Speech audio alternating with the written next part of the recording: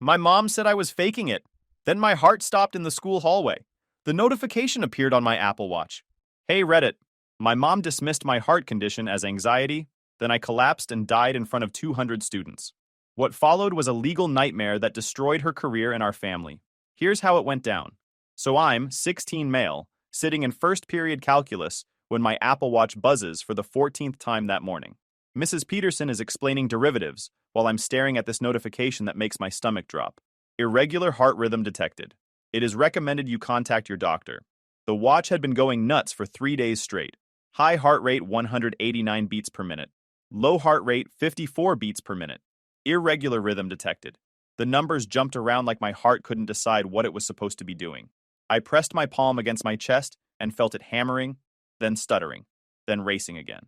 Something was definitely wrong, but I'd convinced myself it was just stress. College applications were due. AP exams were coming up. Senior year was kicking my butt in every possible way.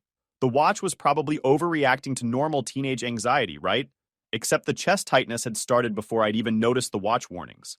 That weird compressed feeling like someone had wrapped rubber bands around my ribcage, and the dizziness when I stood up too fast, and that terrifying flip-flop thing my heart did every few minutes that made me catch my breath. By lunch, my watch had logged 17 irregular rhythm notifications. I sat in the cafeteria with my best friend Riley, pushing food around my tray while she talked about her chemistry lab disaster.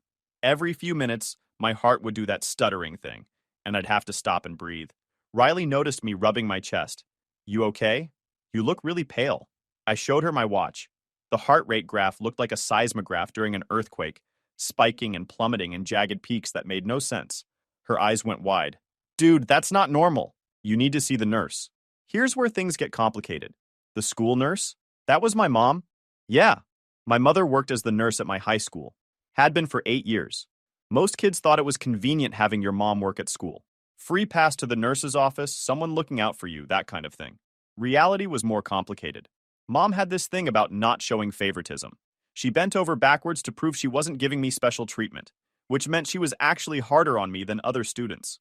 When I knocked on her office door that day, she was typing on her computer and didn't bother looking up. Come in! I sat in the plastic chair across from her desk and waited while she finished whatever was more important than her son seeking medical attention. Finally, she turned toward me with this expression like I'd already wasted enough of her time. What's the problem? I held out my wrist, showing her the watch displaying my current heart rate of 178. I've been getting these warnings for 3 days. My heart rate keeps jumping everywhere, and my chest feels tight. She glanced at the watch for maybe 2 seconds before leaning back in her chair. Smartwatches aren't medical devices. They're designed to make anxious teenagers panic over nothing. But Mom, it's Nurse Williams during school hours, she cut me off. That was her rule. At school, I had to call her by her professional title like any other student. I pulled up the health app on my phone, showing her the data from the past 72 hours. Dozens of irregular rhythm notifications. Heart rate recordings that looked nothing like the steady patterns from previous months. Look at this. Something's definitely wrong. It never did this before. She barely glanced at the screen, before waving her hand dismissively. Those devices have a huge false positive rate. They're basically expensive anxiety generators. Every kid comes in here thinking they're having a heart attack because their watch told them so. My chest tightened more. Whether from actual cardiac distress or frustration, I couldn't tell. My chest really hurts though, and I feel dizzy when I stand up. She typed something into her computer, probably noting that her own son was wasting her time. That's anxiety. Classic presentation. You're stressed about college applications probably, or girlfriend problems. I wanted to scream. I wanted to demand she actually examine me, take my pulse manually, listen to my heart with a stethoscope, do literally anything besides dismiss me because I was a teenager with a smartwatch. But this was my mom. I'd been raised to trust her judgment, to believe she knew what she was talking about. She was a medical professional with 18 years of nursing experience. Can you at least check my blood pressure? Just to make sure? Mom sighed like I'd asked her to perform open heart surgery. She grabbed the blood pressure cuff and wrapped it around my arm with unnecessary force, pumping it up while staring at the wall clock like she was calculating how much time I was stealing from her day. The cuff deflated. 120/75. Perfectly normal. See? You're fine. You've worked yourself into such a state that you've convinced yourself something's wrong when there's absolutely nothing wrong. She turned back to her computer. Conversation over. I sat there for another moment, feeling stupid and dismissed and scared all at once. But what if it's not anxiety? What if something really is wrong? Now she looked actually annoyed that I wasn't accepting her diagnosis and leaving. Listen, I've been a school nurse for 18 years. I see kids every single day who think they're dying because they felt their heartbeat or got a headache or saw something on the internet. 99% of the time, it's nothing. She stood up, clearly done with me. You're 16 years old. 16-year-olds don't have heart problems. They have anxiety problems. Stop obsessing over your watch, stop Googling symptoms, and go back to class. I walked out feeling worse than when I went in. The tightness in my chest hadn't gone away. My watch buzzed again. Irregular rhythm detected. I silenced the notification and headed to AP English. Maybe she was right. Maybe I was just anxious. She was the medical professional. She'd done this for 18 years. Surely she knew better than a scared teenager with a smartphone. Except the symptoms had started before the watch warnings. The chest tightness came first, then the dizziness. Then I checked my watch and saw the concerning data, but Mom said I was fine, so I tried to be fine. Fourth period was world history with Mr. Hayes, who had a strict policy against phones or smartwatches being visible during class. I kept my watch face covered by my sleeve, but I could still feel it buzzing against my wrist with notifications I wasn't allowed to check. The room felt too hot. My collar felt too tight. I loosened my tie and unbuttoned the top button, trying to breathe deeper, but the pressure in my chest just kept building. Mr. Hayes was talking about the Treaty of Versailles when my vision started doing this weird tunnel thing, like I was looking through a paper towel tube. I gripped the edge of my desk, trying to ground myself, telling myself this was just anxiety like Mom said. Anxiety couldn't actually hurt you. It just felt scary. I needed to calm down and breathe, except breathing was getting harder. Each inhale felt shallow, insufficient, like my lungs couldn't quite expand all the way. My heart was hammering now, fast and irregular, and I could feel it in my throat, in my temples, in my chest. Tyler, the kid sitting next to me, leaned over and whispered, "Dude, you okay? You look really pale." I tried to respond but couldn't get words out. The room was spinning. My watch buzzed again. I could feel it through my sleeve, but I couldn't focus enough to check what it was saying. Then everything went sideways. The last thing I remember clearly is thinking I needed to get to Mom's office. She'd know what to do. Then my vision went completely black, and I felt myself falling forward out of my chair. What happened next, I only know from witness accounts and the video that went viral. Apparently, I hit the floor hard, started seizing. Tyler jumped up and ran for help while other students backed away, scared and confused. Some kid pulled out their phone and started filming, because of course they did. Mr. Hayes rushed over, rolled me onto my side, and called the office on the classroom phone. "I need the nurse in room 214 immediately." Student collapsed. Mom arrived maybe 90 seconds later. By then I'd stopped seizing but wasn't responsive. She checked my pulse and I watched her face go white in the footage. She couldn't find a pulse. My heart had stopped. Mom started CPR immediately while Mr. Hayes called 911. She did chest compressions while someone ran to get the school's AED. The whole time, she's yelling at students to back up, give space, stop filming. But they didn't stop filming. The video shows Mom doing compressions on her own son, her professional mask cracking as she realizes what's happening. Someone asks if I'm going to die and she screams at them to shut up. The AED arrived. She attached the pads, following the automated instructions with shaking hands. The machine analyzed my rhythm and delivered a shock. My body jerked off the floor. Still no pulse. Another round of compressions. Another shock. Nothing. By the time the paramedics arrived, 4 minutes after the initial call, Mom was crying while doing chest compressions on her 16-year-old son, who she'd dismissed as anxious 2 hours earlier. The paramedics took over. They had to physically pull her away so they could work. They got an IV started, pushed medications, shocked me again. On the 5th shock, my heart restarted. I was loaded into the ambulance still unconscious. Mom rode with me, holding my hand, covered in her son's sweat from the CPR she'd performed for 6 straight minutes. The video hit social media within minutes. Student goes into cardiac arrest at school. It went viral fast. Millions of views. Comments ranging from sympathetic to cruel. Debates about whether filming medical emergencies was ethical. Arguments about whether smartwatches were reliable. And buried in the comments, multiple people pointing out that I'd gone to the nurse's office earlier that same day. That the nurse, my mom, had sent me back to class saying I was fine. I woke up 3 hours later in the ICU at County Hospital. The first thing I noticed was the oxygen mask on my face. The second thing was my dad sitting beside my bed, looking like he'd aged 10 years. "Hey, buddy," he said when he saw my eyes open. "You gave us quite a scare." My mom was standing by the window, staring out at the parking lot. When she heard Dad speak, she turned around. Her face was blotchy from crying, her nurse's scrubs wrinkled and stained. We made eye contact, and she immediately started sobbing. A doctor came in, Dr. Williams, the cardiologist. She explained what had happened. I'd gone into ventricular fibrillation in the middle of history class. My heart had stopped beating effectively, essentially killing me for 6 minutes until Mom's CPR and the AED shocks brought me back. "We ran tests," Dr. Williams continued. "Your EKG shows a pattern consistent with long QT syndrome. It's a genetic cardiac condition that causes irregular heart rhythms. Left untreated, it can cause sudden cardiac arrest." My dad's face went pale. "Genetic? Is that what killed my brother?" Dr. Williams checked my chart. "Your brother died of sudden cardiac arrest? 20 years ago. He was 32. They never figured out why." "Very likely the same condition," Dr. Williams confirmed. "Long QT syndrome runs in families. If your brother had it and passed before genetic testing was widely available, it would have been listed as unexplained sudden death." Mom hadn't moved from her position near the window. She was staring at me like I was a ghost, which technically I had been a few hours ago. Dr. Williams continued explaining the treatment plan. I'd need an implantable cardioverter defibrillator, essentially a small device sewn into my chest that would monitor my heart rhythm and shock me if it detected dangerous patterns. "He's 16, Dad said weakly. "He needs heart surgery? The alternative is risking another cardiac arrest. Next time, there might not be an AED nearby, or someone who knows CPR. The ICD is the best way to prevent sudden death." The surgery was scheduled for 3 days later.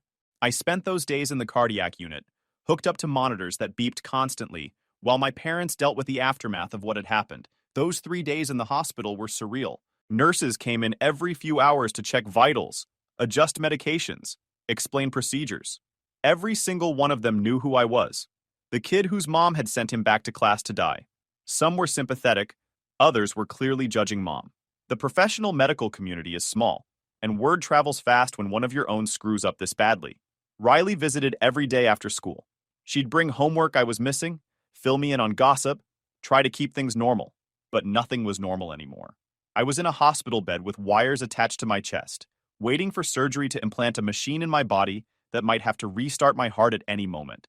"The video's everywhere," Riley told me on day 2. "It's on Twitter, TikTok, Instagram. Everyone's sharing it.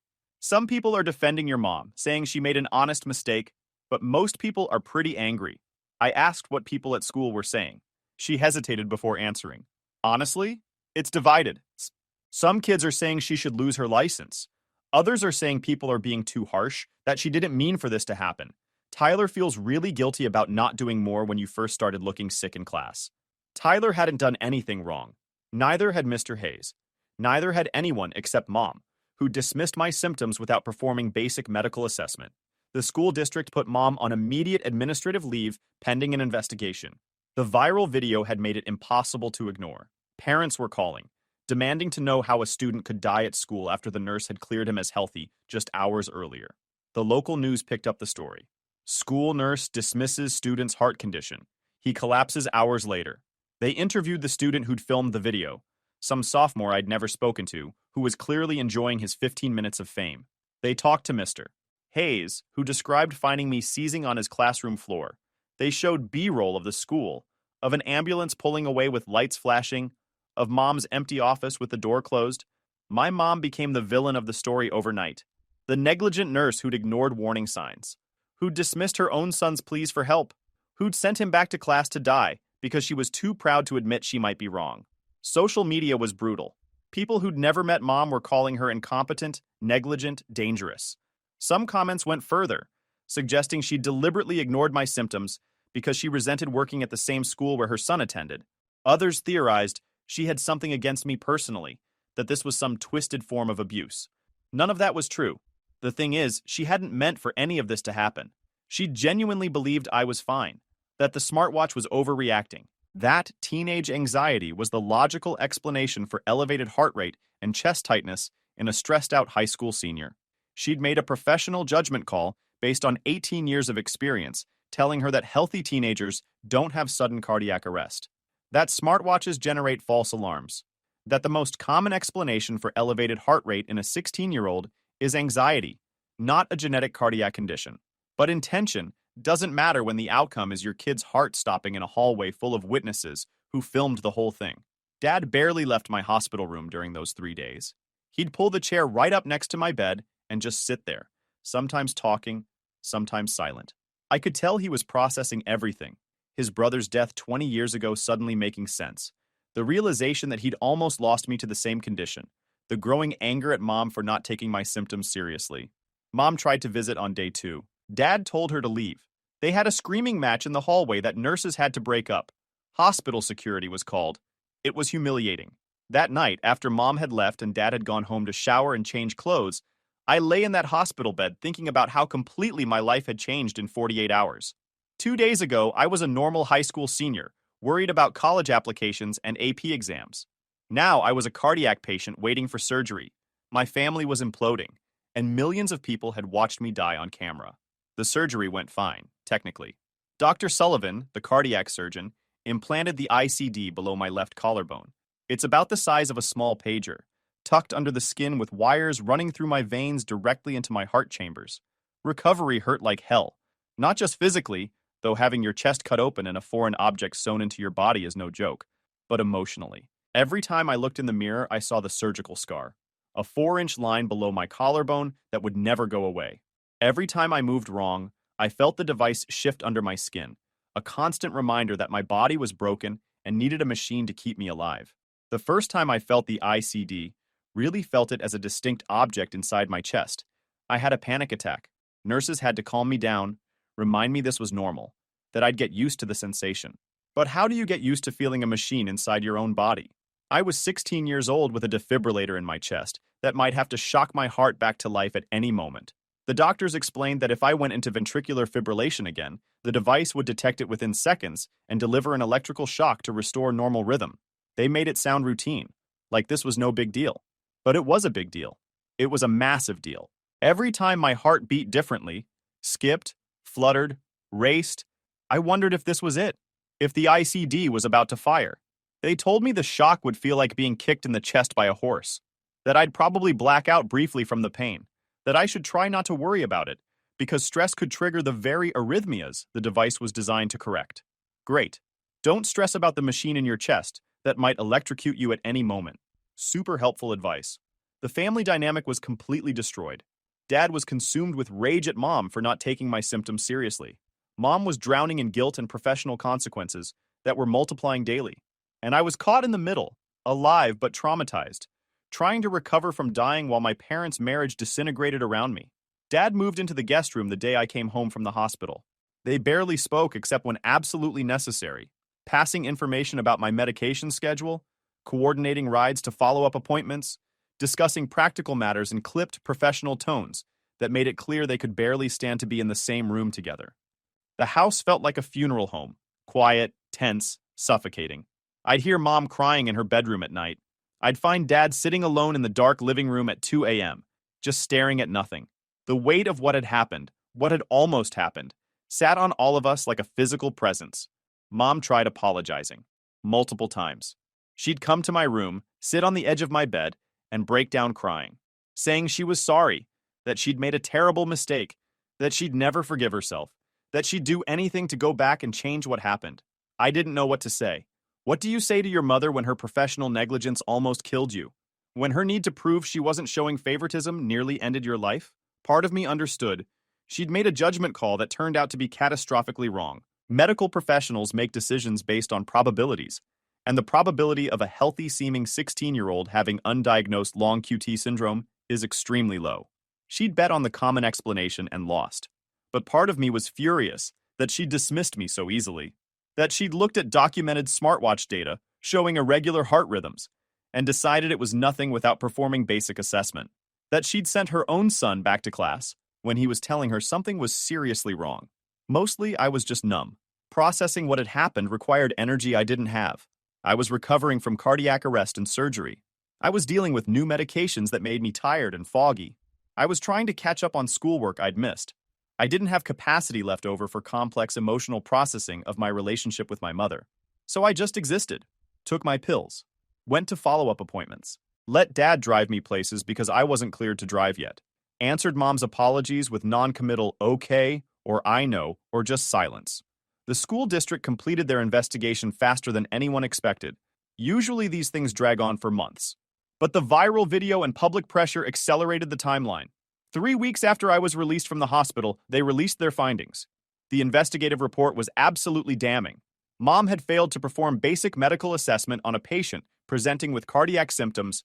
She'd dismissed documented smartwatch data without proper evaluation or verification.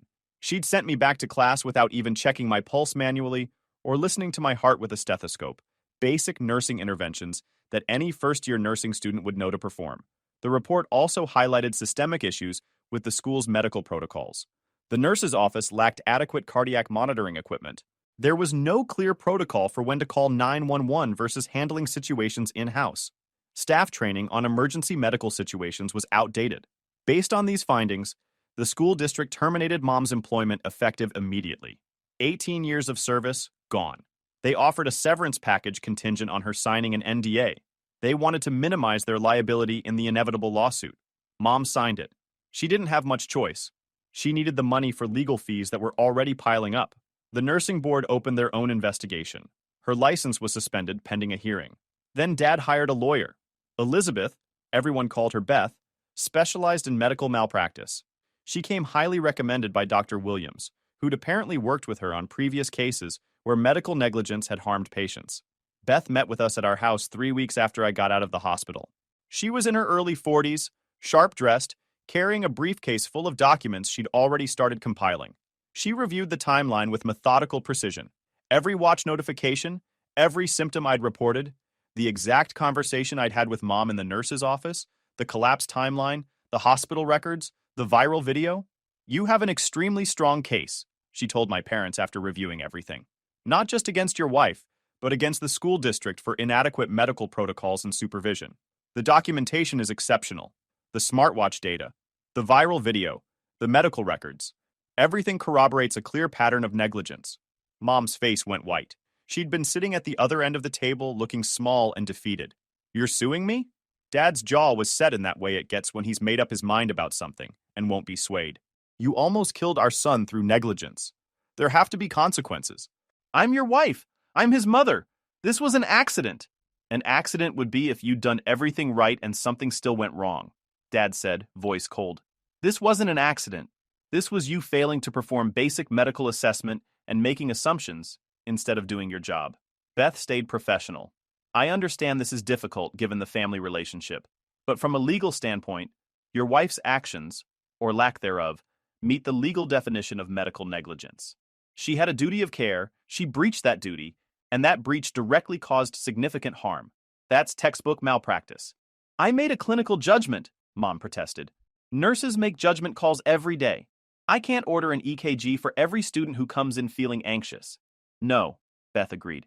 But you can take a manual pulse. You can listen to their heart with a stethoscope. You can ask about family history. You can review documented symptoms without dismissing them out of hand. You did none of those things. The lawsuit was filed 4 weeks after I got out of the hospital. Named defendants, Mom personally, and the school district. Legal claims, medical negligence, professional malpractice, emotional distress, failure to provide adequate medical care, and negligent supervision. The demanded damages were substantial. Medical costs, future medical costs, pain and suffering, emotional distress, punitive damages to deter similar conduct. Beth was going for the throat. The house became an active war zone after that. Mom hired her own lawyer, a defense attorney named Patricia, who specialized in defending medical malpractice cases. She and Dad communicated only through attorneys. Everything went through legal channels. They couldn't even discuss my medication schedule without their lawyers drafting formal correspondence. I was stuck in the middle of a family imploding in slow motion while trying to recover from dying. The stress made my symptoms worse. My heart rate would spike during their arguments. I'd get dizzy standing up when the tension was particularly bad. Dr. Williams adjusted my medications twice because she could see in my cardiac monitoring data how much the family conflict was affecting me. School was brutal when I finally went back 6 weeks post-surgery. I'd missed enough that I was playing catch-up in every subject. But beyond the academic challenges, the social dynamics had completely changed. Everyone knew what had happened. The viral video had been shared and reshared millions of times. Kids who'd never spoken to me before suddenly wanted details about what dying felt like, what the ICD looked like, whether I remembered anything from being dead. Some kids were supportive. Riley and a few others who formed a protective circle around me ran interference when people got too invasive with their questions, helped me catch up on assignments I'd missed. But others were cruel. There were jokes about having a walking defibrillator in the hallways. Someone photoshopped my face onto that scene from Frankenstein, where the monster gets electrocuted to life. It got shared around until a teacher saw it, and kids got suspended. Tyler felt incredibly guilty about not recognizing how serious my condition was when I first started looking sick in his class. He'd apologized multiple times, brought me homework, tried to help in any way he could. I kept telling him he hadn't done anything wrong. He was a teenager in a classroom, not a medical professional. The only person who'd done something wrong was the actual medical professional whose job was recognizing medical emergencies. Walking through the hallways, I felt everyone's eyes on me. Some kids stared at the visible bump of my ICD under my shirt. Others whispered to their friends when I passed. A few came up to tell me they were glad I was okay, or to share their own stories of being dismissed by medical professionals who didn't take them seriously. The school had hired a new nurse, a young guy named Mitchell, who'd apparently been briefed extensively on my case and was terrified I'd drop dead on his watch. He introduced himself during my first day back, assured me his office door was always open if I ever had any concerns whatsoever about my health, gave me his personal cell phone number for emergencies. "I've read your case file," he told me. "What happened to you should never have happened.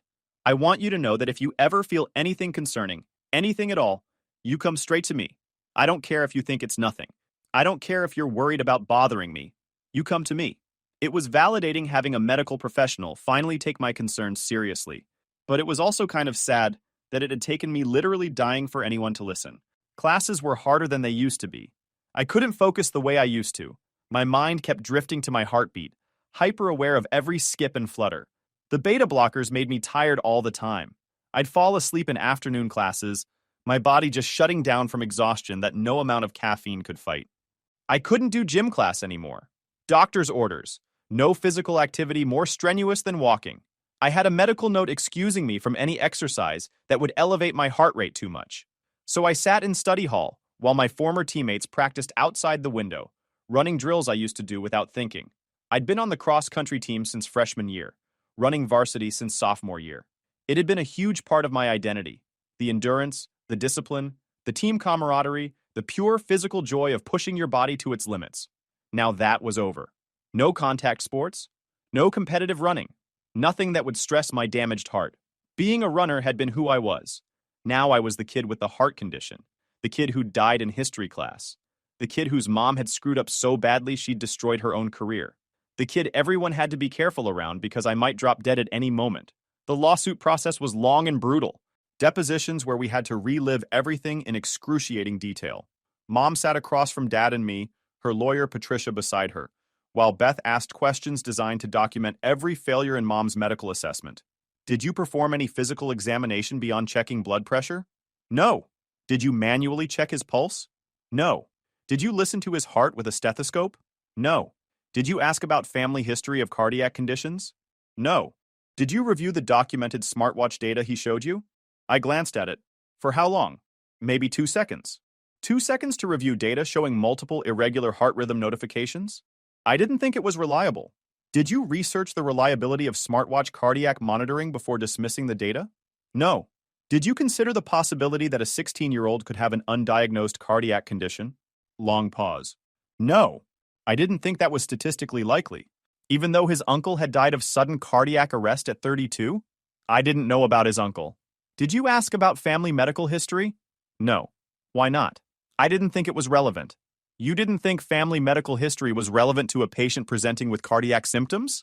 Patricia, Mom's lawyer, objected to the phrasing, but the damage was done. Every no was another piece of evidence documenting Mom's failure to provide appropriate care.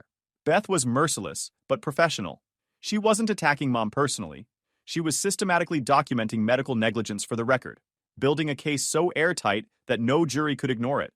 The worst part of the deposition was watching Mom try to justify decisions she couldn't justify, watching her realize in real time that there was no good explanation for sending me back to class without performing basic assessment. that her judgment had been catastrophically wrong, and now everyone could see it. My deposition was difficult in different ways. Beth asked me to describe in detail what I'd felt in the nurse's office: the chest pain, the dizziness, the fear when Mom dismissed my concerns.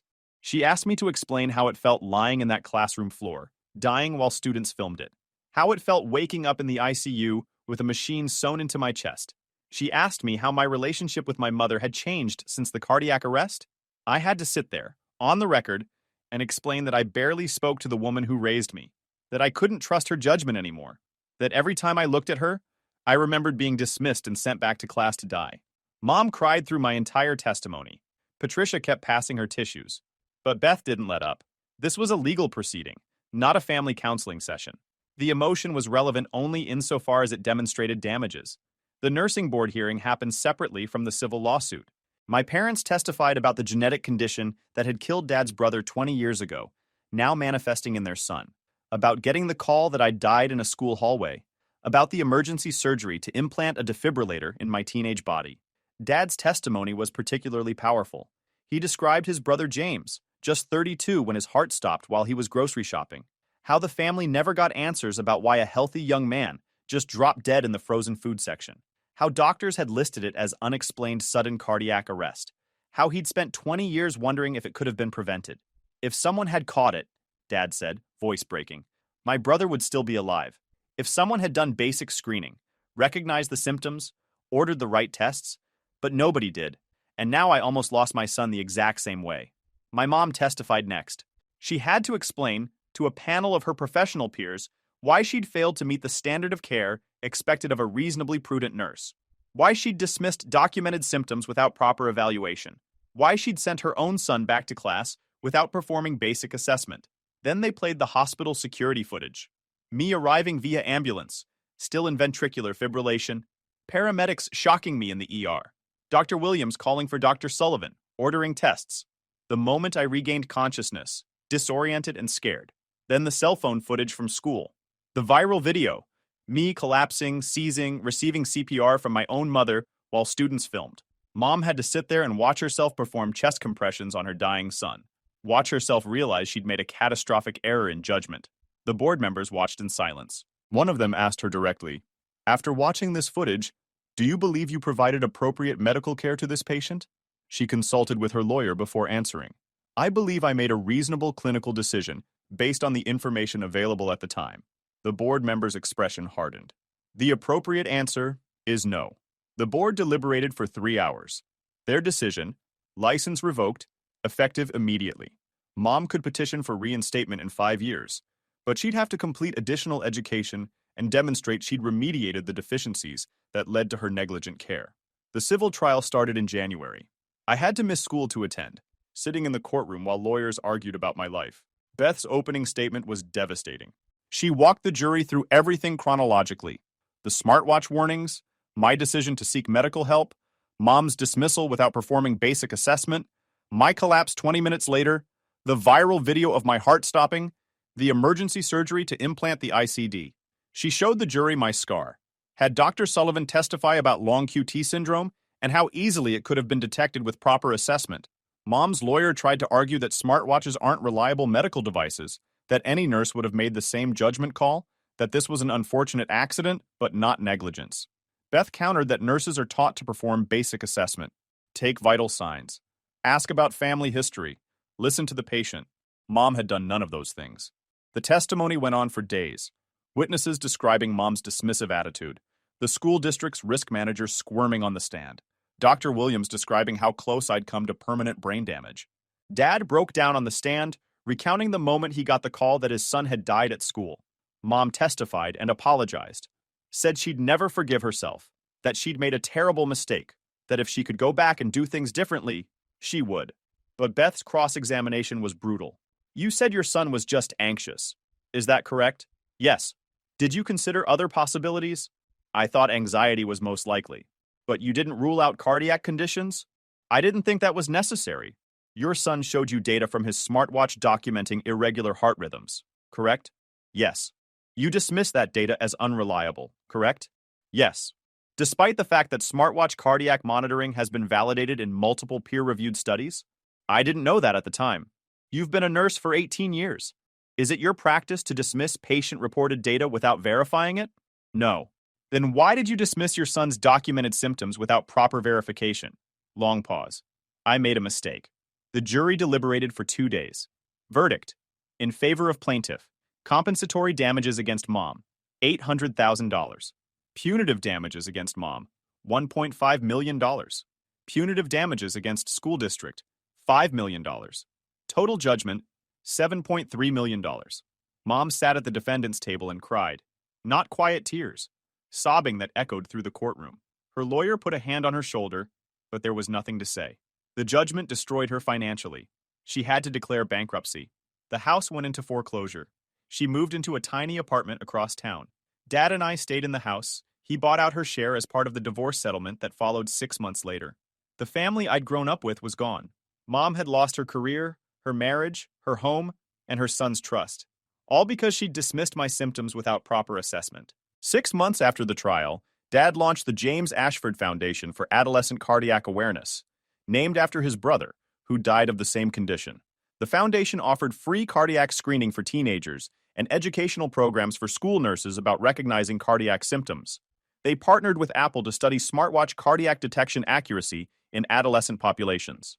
Beth joined as legal counsel pro bono. I graduated high school on time, despite everything. College acceptances came in the spring.